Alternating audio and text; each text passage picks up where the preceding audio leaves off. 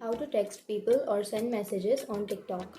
So, if you want to send messages on TikTok or if you want to text someone, then first of all, open up your TikTok application and then make sure that you're above the age of 16. So, if you're not above the age of 16, then you can't text or you can't message anyone.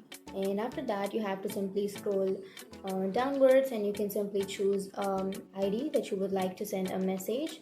And after choosing a random person or after choosing a person, you can simply go to their profile, and after opening their profile you will have a message option.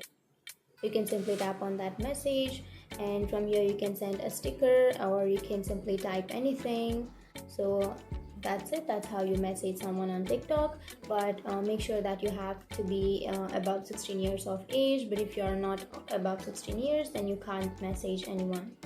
So that's it. That's how you message. And if you have any questions, feel free to comment below. Thanks for watching.